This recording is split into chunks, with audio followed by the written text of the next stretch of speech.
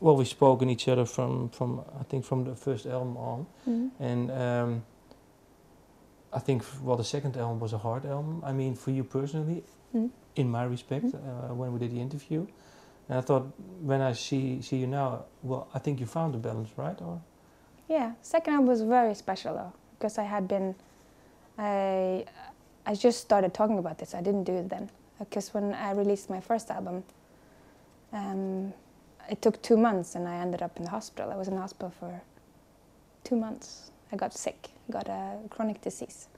So I was away for 6 months being like sick for real. And I didn't really know at the time if I could ever tour and, you know, be an artist. It's a what you call it, autoimmune disease, which is now great. I don't have any trouble with it now. I live with it every day and it's stable and everything. But at that time, when I released Temporary Dive, Temporary Dive was very much a result of that period of time. And also afterwards, what happened after when I started getting better and everything. So it was, I was very fragile when I released my second album. It was a very special time in my life. And it's something that has made me understand more and more how important music had been for me. It was important first, but it almost became like very important. it saved your life, life. yeah.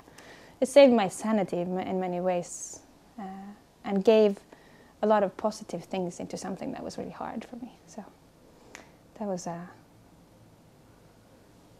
and it's now 8 years ago it happened. So it's a long time ago. So now I can talk about it. But for a long time it was something very sensitive for me. I couldn't talk about it. But were you afraid that maybe it could have killed your music career? What? Well, I mean the autoimmune well, at disease? the time when I was in the hospital, I wasn't sure if I could tour and, you know, if I would ever be that healthy again. So it was something nobody knew, because when you're sick, they don't know the outcome of it. So, but luckily, everything turned out well. But for me, it's because you also have your own record label. Sometimes I have the feeling that why don't you focus on just purely on your own music?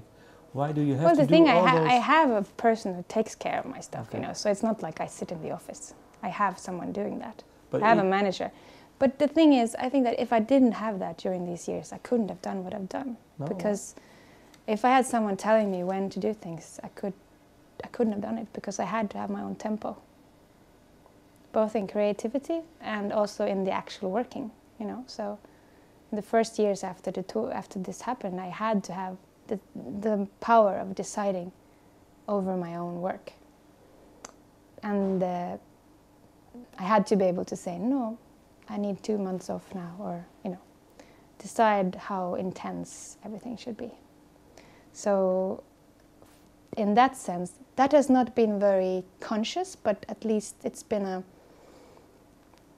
an obstacle also a reason for being independent, not just for the health, but for my personal life, to be able to decide the tempo of my life, you know. Not owing people your time has been very good for me. So in retrospect, it was good that you. Yes, I'm so happy. At the time that you had your own record label. Yeah, that's good, and it's good in many ways. In the last 5 years, the record company business has changed so much, and I haven't been forced to follow those changes. I can just be in my own space and work with people who are, you know, all the way just move along with it. I haven't been affected by it in that way, so. Lucky you.